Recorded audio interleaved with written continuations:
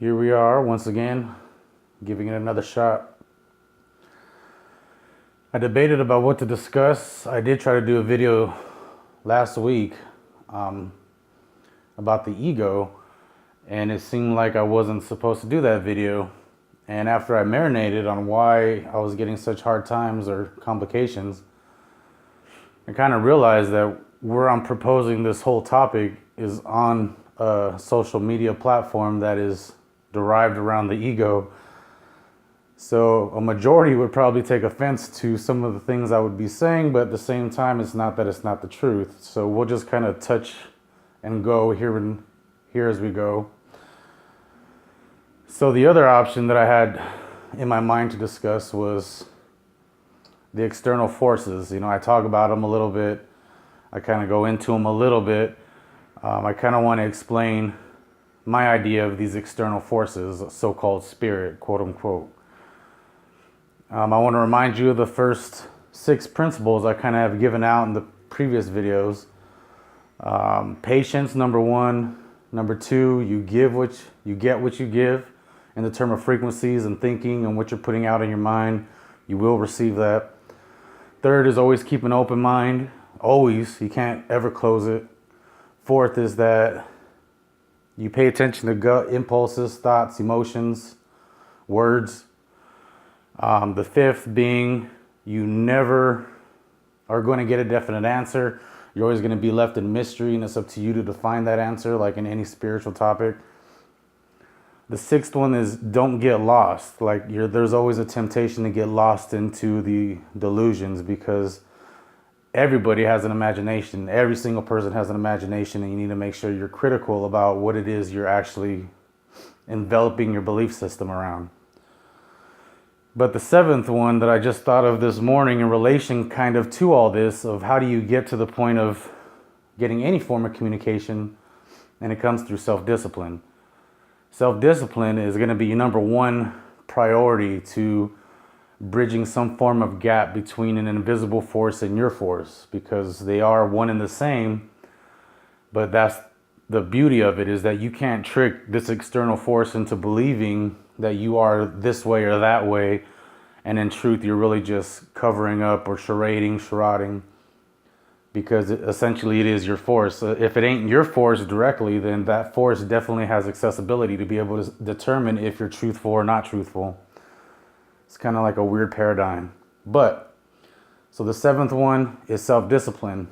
Any form of self-discipline is going to be engageful enough that spirit will want to reach you. Like, it sees you're trying to do something for yourself. It could be waking up every morning and getting a coffee at the exact same time every morning. Now, my dedication, it was in meditation, specific times. Ironically, those times kind of rolled over into these videos. Like, my hour for meditation was always about 10 o'clock in the morning. Whether it be I go out somewhere and meditate, whether I meditate in the house, or whatever the case was, it became my self-discipline practice of meditating at that hour. Now, I haven't done it as much as I would like to. I've been here and there with it. But meditation is definitely a study that you should practice, because silence alone is an exercise for the brain. It's even been proven in mice that silence will actually grow parts of the brain. And I want to say it was the hippocampus and another, like, cerebral cortex, which are vital in, the hippocampus and memory, cerebral cortex and gut impulses. So essentially it was like intuition and being able to retain that intuition. Because a lot of times, just like you realize in the Bible and all these other stories and myths, these stories and myths are exaggerated for the purpose of memory. It's an ancient task that's been handed down since ancient man. In order to remember anything, it had to be so exaggerated and so out there that it had to cling onto your memory in somehow, some form. So always just keep that in mind. Silence is key and golden in understanding a little bit more than what you probably understand now. That's going to be a stepping stone to you having bigger growth or bigger expansion of growth into different areas, different understandings. So with self-discipline, there's a whole lot of things, but I kind of want to go into this external forces deal. So with the external forces, on a daily, I will pretty much interact with some force that seems to be present. One example, I had a few examples I was thinking about for this video, but one example, as I stand here where I stand now, it's in the perfect, for right now it's perfect because I'm in like the dining area of the house, but I have two windows that are basically my left and right lighting, so I get natural sunlight. There is no artificial light besides what's behind me to light up the curtain. But before I realized that this was going to be my place of recording some videos, it was probably like a month ago, I was cooking or doing something in the kitchen, and it was my first ever visual of anything, and it was this white cloud, and it was in the house. Now, as I started developing intuition and going through these processes that I've been, trying to explain and give little understandings to, one of the main things that would always jump out at me was peripherals. Like, you get lots of peripherals, a lot of shadows, a lot of ghost things going on, but never to the point where you can explain it. That's why one of my principles is you'll never get a definite answer. It's up to you to define that answer. You can either say that peripheral image I saw was some form of blood flow on my eye veins, and therefore it's making me see sparkles or stars or even the shadows that I'm seeing. You can go logically that way, or you can choose to believe that what you're experiencing is something more greater. And more times than none, you're the key holder to the gateway to this spiritual world. So if you decide to believe in the logic, all you're doing is holding yourself back. And what's the harm in believing the magical? Because when you believe in the magical, the only one to gain anything from that is yourself. Yourself is the only individual that's going to gain something from believing this magical aspect, because it helps you to develop. We've had the logic side. We've had the historical, informational, mathematical, logical. We've had that side growing up. We know nothing but that side. So to go on a limb and experience the magical side is just something that's only going to benefit you more. It's going to adapt your brain to a connection, this masculine feminine connection, the alchemical marriage, the birthing of Christ. I mean, all these different things kind of formulate into one formula, and it's basically bridging your logical with the magical. So when I was in the kitchen cooking and I saw this cloud, I was so like direct. Like, I've never had anything that direct to me, that directly visual.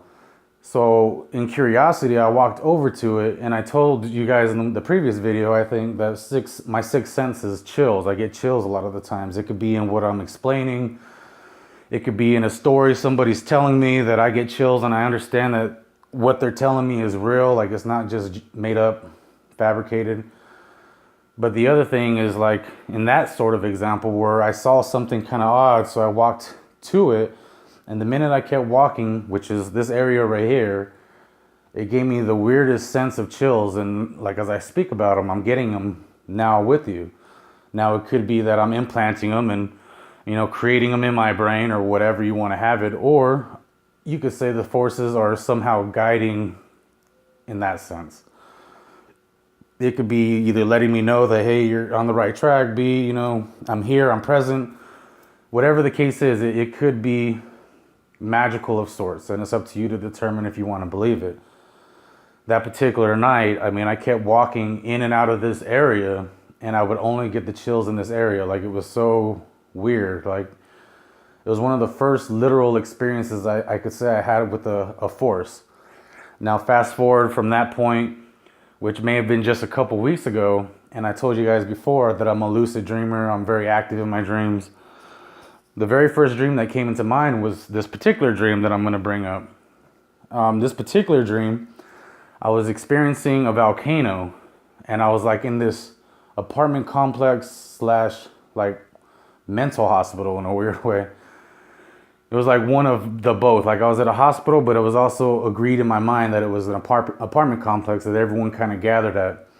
Well, in the distance over the building, you could see the volcano erupting, rupturing, and in one big swoosh, it just kind of exploded and sent off ashes and started erupting to the point where it was over us. Now, I remember in my dream that The ashes were not only coming, but my mind's eye went into a camera form and was like I was the ashes coming down on the people. So I start running for cover. I'm back to my own eye, and I start running for cover. And when I'm hiding out in this little stairwell, archway type setting, but it's still part of the apartment building, my sister comes in and she starts saying something to me. But in my real life, my sister hasn't been around for about 1.5 years now. She just kind of, I don't know, got fed up with the family, I guess, and has started being on her own. And so we let her. But in my dream, I realized that it wasn't normal. So I kind of like, wait a minute, like you ain't supposed to be here. What are you doing here? So it triggered me into becoming lucid. And ironically, like if it really is a spirit of sort, you could say, if this spirit was trying to come at me, because that's the vibe I got, was that the spirit was trying to enter into me through my dreams. A big dove showed up on my wall. But if there was the spirit trying to access me in some form or shape, it was funny because I took my own learnings about lucid dreaming, and there's these exercises you can do, like where you can actually lucid dream intentionally, like setting your alarm in the morning, waking up, staying up for about 10-15 minutes, going back to sleep in a meditative state, basically implying where it is you want to dream, where you want to show up at. And in that sleepy but yet awake state, you're supposed to transition into that world where you can then be lucid. Well, while you're lucid, you have practices that are like meditating while you're in a lucid state, which I did try once, and that was kind of crazy. That was really trippy. But you can also interact with your dream characters, and you can ask them questions like, you know, what are you here for? What do you have to tell me, or what do I need to know? And for whatever reason, in this particular dream, that's what was in my head, is I need to ask my dream character, and in this case, it was my sister, Sam. And I asked, you know, what are you doing here? Why are you here? And I was leaning more towards, you know, my dream subconscious mind. And I had this weird, strange feeling that he got a weird vibe, because it ended up like transmorphing into a guy with a mustache, fading away from my view, and he like oozed into the ground. It was like really weird. And from that alone, I had this idea that it was something foreign trying to come at me. So that was that dream, and that one was pretty trippy. But the minute that occurred, I kind of like was so weirded out by it, I woke myself up, and it was just like I left it alone. A second dove came up, but those are some fat doves. So where I'm standing, I have a wall that's behind my windows, and the wall that's behind that wall, these birds almost look as if like they're looking at me like an audience. And what's new though, you know, that always happened when I was in nature. So while I'm on the dream kick, there was a few things I had thought of in my mind. The other one was about when I was like 12 or 13, when I was reaching puberty. I would always have dreams about snakes, rattlesnakes, being in snake pits, walking through deserts of snakes. I mean, it was always snakes. And the ironic twist is that snakes used to be my favorite animal as a kid growing up, like 4 to maybe 7 years old. They were like my animal for some reason. That's what I cling towards. After that point, I became afraid of them, and it became the cheetah, so a fast cat. But ironically, those are two very symbolic creatures to like call your own symbol. Not necessarily the cheetah, but for the cat aspect. So the snakes became like a nightmare in my world, like where every night I was dreaming about snakes or being surrounded by snakes. Never did they ever do anything to me. So it was kind of, when I look back at it now, they were so symbolic, but it was just so frightening for me. So then once I became kind of used to that, I started being able to wake myself up out of dreams.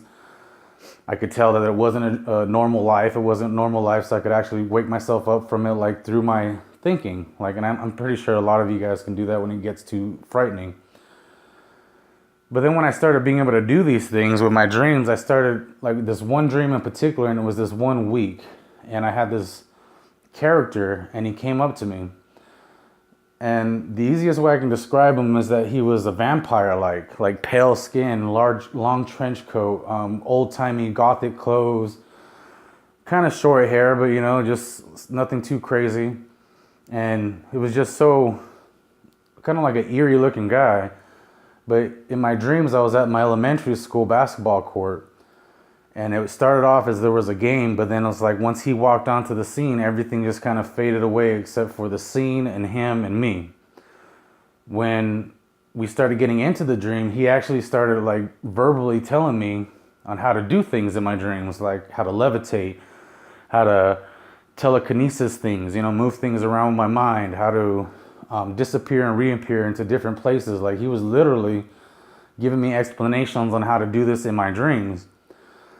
So I listened and I was, doing the things he was telling me. Like in my dream, it was levitating off the ground. There was a breakdance move that I was into that he kind of, I think, messed with, or I messed with my own self, or whatever you want to consider it. And the ball, like, was telekinesing around my body based off of my wish to do it. But then when he taught me how to disappear and reappear into a different area, I took that chance and I ran away from him. I went like on the opposite end of the school and I started walking down the neighborhood. Well, when I did that, he does the same thing, pops out of the bush, and I'm like, whoa, man, like, you're freaking me out. So I woke myself up, and I let it alone. I just let it be. The next night comes around, and I start my dreaming world again, and a car, like a Lamborghini, pulls up in front of my house, where I'm at, like technically sleeping. And in my dream, it was real nighttime, real foggy. And the minute he opens up the doors, all kinds of smoke comes out, and he comes out with some of his colleagues, his cronies. We go to the backyard of the neighbor's house, which is technically one big yard, but it was like I lived in these small apartments. And we go into the backyard of the neighbor's yard, and he then tells us, partners to like start testing me basically. So we start flying and they start throwing things and I'm like blocking them and I'm battling them. And it's like I end up to the point where I fly away. I'm like, all right, this is enough. Like it was a weird test of sorts. And there was like a couple more eerie dreams after that, but those are the main ones that kind of triggered something in my brain. Like, what the hell's going on? Like, why am I having these dreams of the same individual, and now his cronies, and now like it's constantly being like a test or a battle. Like in the final dreams, I was being chased down like a cornfield, and I remember I had to like leap. I finally realized I was dreaming, and I'm like, wait a minute, I don't have to be running. So then I started battling them in the cornfield, and it was something out of like Street Fighter or jumping so high in the sky and like punching each other in the air, and it was all weird. But after that being said, I ran into a guy that was like technically our landlord's son, but he was more like at the time in his 30s as I was like 14. So I always hung out with him. He was more like a hacky sacker and stoner guy basically. They had a big yellow bus they would drive around. So he was a laid back dude. He describes a book that he read where the guy had the same interaction with some form of figure, and this form of figure actually ended up being a character, like a character of sorts. Long story short, what I'm trying to get to is essentially the conscious mind, like I brought up in previous videos. Everything is a part of everything. At some point, whether it be the devil, whether it be a god, whether it be an angel, whether it be an elf, I mean, it could be the elementals, it could be a fairy, it could be anything that the human mind has created has been all a part of the human mind. Like you are a part of that. You're thinking right now, you're watching this, you're deciding to be, linking towards this information. It's all part of the same dance. Like it's been happening, has been happening for eons, like before we can probably remember. And this little blink of a time that we feel as eternity is really nothing to our experience and what we truly are. That's my honest opinion. So with that being said, everything historically has been created by that same human mind, that same conscious mind that's created these figures and what they stand for, what they represent, whether it be an Astaroth or whether it be a Beelzebub, whether it be a Michael, Raphael, it doesn't matter. They've all been created out of the same conscious mind. And that conscious mind will delegate properties or understandings of what this character represents. And in reality, that character is a form of you. It's a form of the personality. It's the form of the traits that we all carry in our conscious thinking mind. These are the tales being talked about in all of the Bibles. Like one of the things that's been bothering me is when I said last time that getting lost in your delusion and believing that Jesus was coming to get everybody, that was part of a delusion. I know I probably lay offense to some people with that term, because anytime I was thinking about Jesus in another form that wasn't Christian, I would get this weird sense and vibe that I was doing something wrong. I'm going to hell. What am I doing? What am I thinking? And like, it wasn't until way later in my understanding that I realized that that's conditioning. Like, you're being pre-programmed from a young age about this character, this figure. And in reality, this character or this figure is you. Like, it's a story of what you can overcome, what you can endure, what you can actually make possible with simple understandings and knowings and experience. Like, you have to actually find that out for yourself. So with that, I don't want to freak people out by what I'm talking about, because for the most part, this is all universal. Anything that's came out of the conscious mind is all part of the same thing. Now, with that being said, it takes me back to the external forces. The only reason that you feel external forces is because your mind is getting triggered at certain points when you feel a force is present. Now, can that force truly be present? Yes, possibly. That's always one half of the coin, but the other half is that your brain is sending signals and firing off at the certain moments of times that you're supposed to experience that quote unquote external force. Your brain is your ultimate guide, your compass, your boat in this ocean of life, and you will actually determine those significant spiritual moments, because an external force, or what may feel like external, is really coming from the internal. The internal idea inside your mind is actually firing off, letting you know, hey, this is sending a signal, that's sending a signal, but which signal are you choosing? Your mind knows which signal to choose, because, like in quantum physics, and just like what I've been explaining in my own way, is the conscious mind is connected. Like when they talk about the Akashic records, if you're familiar with that term or not, the Akashic records are said to be a meditative state that you can enter into and receive any information that's present, basically that's put out into the world. Like, you have access to it. It's a library, basically, in the New Age idea of things. The Akashic records isn't technically a false pretense, but is basically the conscious mind has access to it. You could call it your DNA. You can call it in your blood. You could call it intuition. But all of that directs back towards somehow the mind. Now, is it the stomach mind? Is it the heart mind? Is it the mind mind? That's just it. Like, that's all part of learning, is that you probably don't even fully understand that your body is being driven by so many different forces that any force can start to become an external force. But in reality, it's your own true self that is guiding you and directing you into the directions that you need to go in. That's a big tale of the lesson to be given, is that you have connection to all of this information, and all that information is accessible through your experience at any given time, depending on what you're going through, what moment you're in, whatever it is that you're supposed to be encountering in that moment will be given to you at the right place, the right time, because your mind, yourself, your true self, it knows all this. It's not all giving credit to the mind. The mind is only the bridge of what allows you to access all of this. Like, it's where all the storage is stored. I mean, it's where everything is kind of banked at, but in reality, you're emitting a frequency that's constantly showing yourself, as well as like all these other things that come into play, but you are the storage bank that is being displayed for everything to either point you in, guide you in, lead you in. You're kind of like a compass displayed out for all the other forces to see, but in reality, it's your force. I hope that makes some bit of sense, but we're going to kind of leave it with that. I'm still struggling on topics as far as exciting topics that kind of get you drawn in, because I know there's plenty of things that with excess comes no need for demand. You know, you basically supply and demand. If I put out too much, then too much is being bombarded and it's not appreciated for what it can be. But if I can limit, which is seeming like 2 to 3 videos a week, it seems to do better. That's what I'm shooting for, or trying. I'm not really giving a whole outline for it, but I'm trying to do it when it comes. Thanks for watching. Have a great day.